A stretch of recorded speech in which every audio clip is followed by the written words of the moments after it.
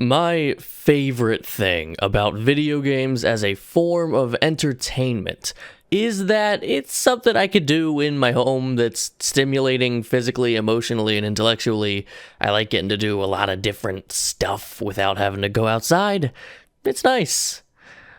My favorite thing about video games as a form of entertainment that's actually interesting to talk about is that it is a brand spanking new form of entertainment/art. There are tons of people alive today who grew up before video games even existed, let alone before they became commercially available, let alone before technology advanced enough that we started seeing games realize a lot of their full potential. And it's not just that it's new, it's that it's novel and innovative. I mean, I know I'm oversimplifying here, but even though movies are only around 100 years old or so, they are basically just pre-recorded theater shows. Human storytelling and play has evolved so much exponentially more in the last 50 years than they did in the last 500 to 50 years. The simple element of interaction with the fiction completely breaks open the dynamics of storytelling and play. We consistently see bold and inspiring new ways that the medium can be used to achieve things in narrative and gameplay that never would have even been possible in any other media format. From the liberty to freely explore worlds, to the agency to control choices made by the characters in the story, to so many mechanical propositions as a result of our games transitioning from analog to digital, to even just the storytelling.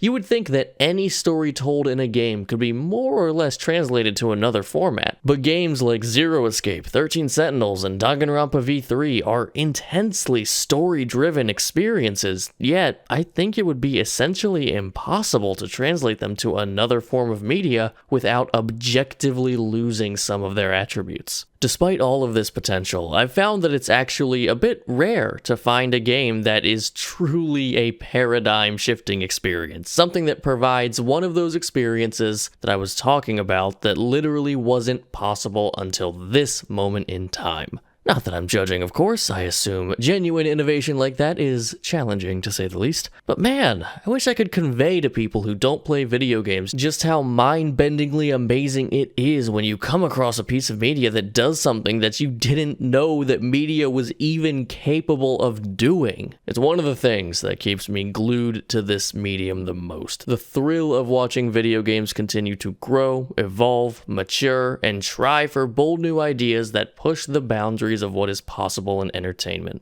We seriously live in a very cool moment in history for us to be able to have such goals to chase at all. We weren't born in the thousands of years in our history where our main form of entertainment was reading words.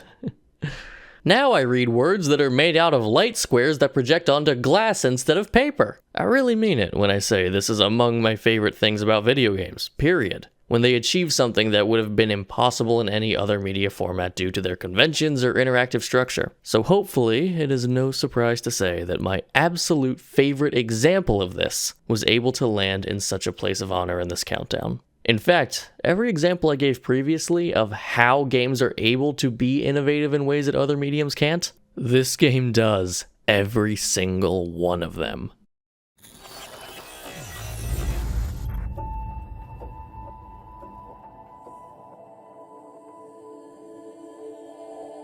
And you know, just generally being regarded as one of our great modern classics and all helps a little bit too. Nah, you already know.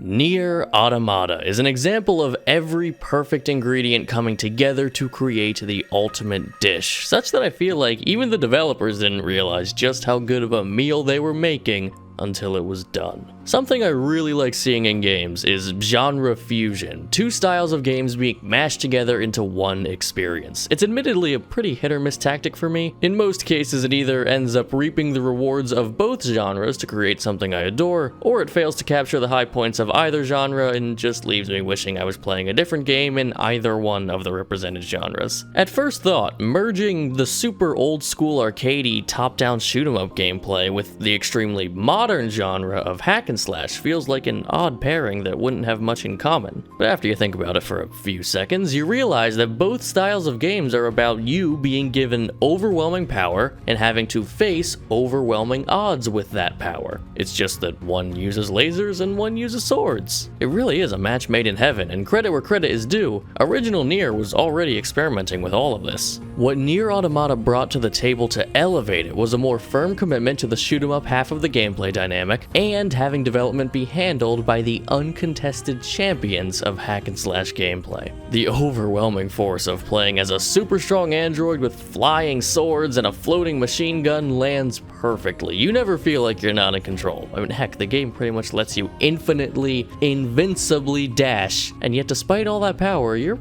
probably still not making it to the end of this game without seeing game over. All of that power is necessary if you're going to deal with the thousands of laser balls that will be headed your way. Few games feel as responsive as Nier Automata, because few games want to feel as responsive. That's the platinum side of it. The other side of this power couple is the Nier team, who made the first game in the series. Left intact from that game is an emotionally violating story that's so overwhelmingly sad that it's a wonder you want to play through it at all, let alone millions of other people did too. I certainly can't claim that the explorations into consciousness, humanity, actualization, purpose, and connection are particularly original to this game, but it's explored and presented in such an original way with a stark bluntness. A willingness on the part of the game to bear its full self to you whether you're ready for it or not. The honesty of these characters and the devastation of their circumstance greatly amplifies the thoughts and emotions the game wants to convey to you through them.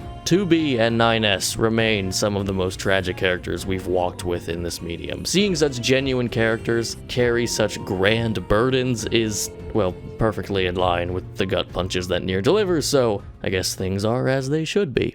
It's this power couple dynamic between Yoko Taro and the Nier team with the developers at Platinum Games that allowed for Nier Automata to be this juggernaut of gaming that rocketed past any amount of financial or critical success that either developer had achieved on their own. And it doesn't hurt that the game was made recently enough that it's still pretty dang nice to look at. Post-apocalyptic settings usually look somewhat drab or uninteresting to me, and I'm not sure I have the artistic vocabulary to tell you why, but Nier Automata pushes through that stigma to be one of the most beautiful games of its style. The city ruins are the urban post-apocalyptic setting in my brain, the one I compare all others back to. And that's not to say anything about the unmatched tone of the amusement park, the rich color hues of the flooded city, the striking copied city. Nier Automata creates so many moods that could have dominated the game all on their own if they weren't competing with 10 other equally well-crafted moods. Oh lord, have I even mentioned the music yet?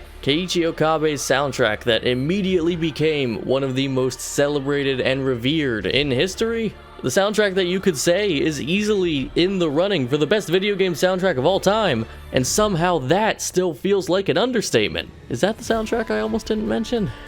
Why do you watch this show? I know I don't need to sell anybody here the haunting, ethereal, atmospheric, and emotional dynamic soundtrack that weaves in and out of orchestral, digital, and vocal elements paints such a thick atmosphere, almost as powerful as the game itself, such that just listening to the soundtrack emotionally feels comparable to jumping back into the game world. Whether it's calming, exciting, chilling, happy, sad, or undefinable, it's always Nier. And there's nothing like Nier. It's as I said at the top of the segment, nothing like Nier Automata had existed before, and it would have been impossible to create before the creation of the video game medium and the progression of the video game medium to this technological point, which is ironic considering this game was adapted into an animated series. I haven't watched it, but I have utterly no clue how they translated certain elements to a non-interactive medium. Unfortunately, my desire to guard spoilers prevents me from diving headfirst into those details of what makes this game impossible to replicate in other mediums, but I will say this. Danganronpa V3 is one of my 2 favorite video game endings. This is the other one. And whereas Danganronpa challenged the player and then asked them if they were strong enough to handle it, Nier Automata challenges the player and then asks them, are you willing to change it? And a more action-oriented question like that certainly sounds more like it belongs in the realm of video games, doesn't it? Don't you dare stop playing this one prematurely. See it through to the end.